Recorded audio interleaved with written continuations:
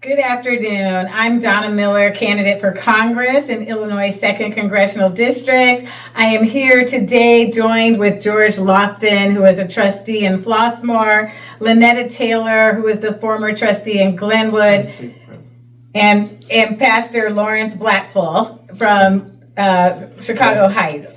So today we wanted to talk about the FAA cap cuts at O'Hare Airport. So the decision to cut flights at Chicago's O'Hare is decades in the making.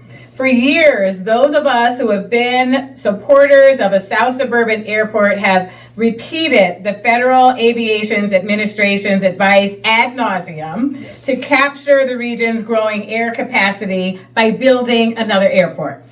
Had we heeded the FAA's warnings more than 30 years ago, we would not be in the position of the Department of Transportation ordering O'Hare to cap the number of flights coming in and out of the world's busiest airport.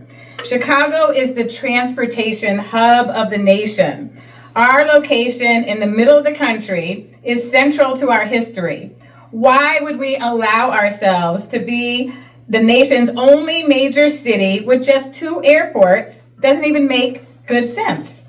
Contrary to the argument that the South Suburban Airport would hurt O'Hare and Midway or Gary, the FAA's advice was to capture the region's growing air capacity. That means the South Suburban Airport, Gary, Midway, O'Hare, Rockford, and executive airports all working together to increase capacity, relieve congestion, and acknowledge the law of physics that 2 planes can't be in the air space at the same time.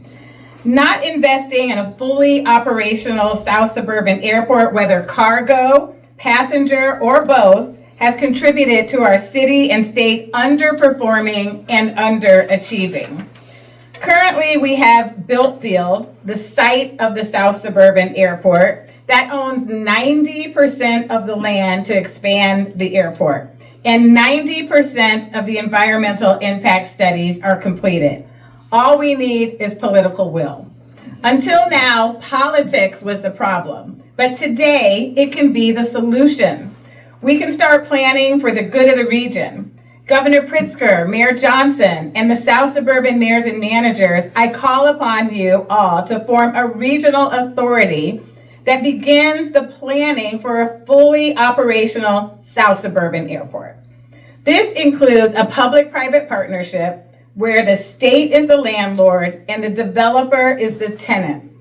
The United States is the only country that still uses the old model of airlines paying for airports. That's why they don't want another airport. Since 2000, construction at O'Hare has exceeded $15 billion, landing us where we are today. With the FAA capping flights, the South Suburban Airport also would be North America's first net zero carbon airport, a goal hard to achieve in a built environment, making it a model for future airports.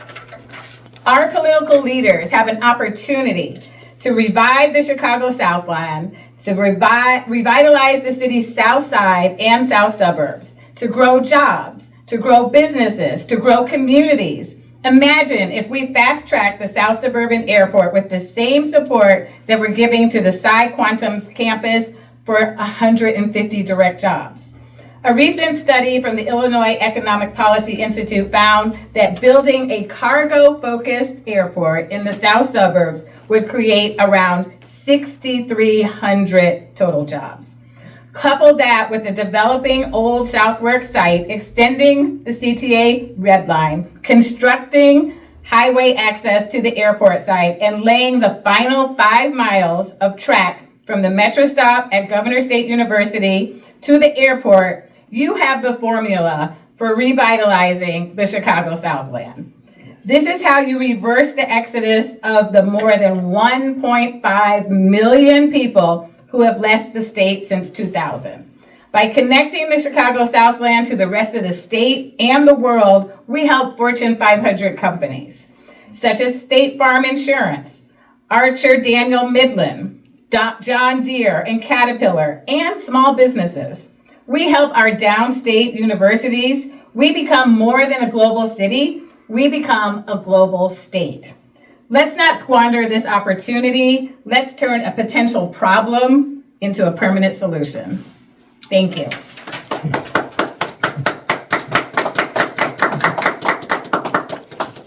You going to take any questions? Yes, any questions? Okay. I have to ask, you probably know I'm going to ask this. We talked about AI and how Congress can influence its development. And I know that it's safe to say that AI tools will be a part of the development of this airport if it's given the green light.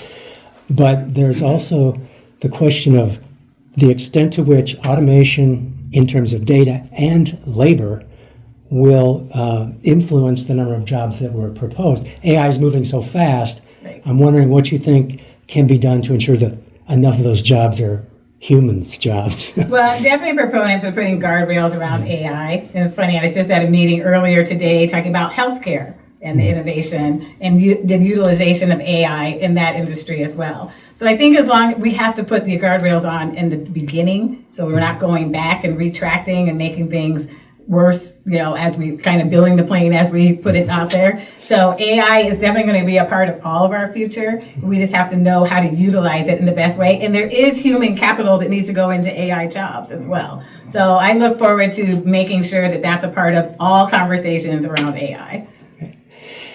And speaking of guardrails, I just saw in Axios this morning they were talking about the Quantum project, which is a good comparison with the airport, even though it's smaller in some ways. There are neighborhood associations, some pro and some, I don't know if they're con, but they're cautious. They want to make sure that the people in their neighborhoods around that project are protected from gentrification, for instance, and from environmental impacts. And I know there's plenty of studies that go on, right, but they want to see, like, for instance, perhaps a community benefit agreement type arrangement.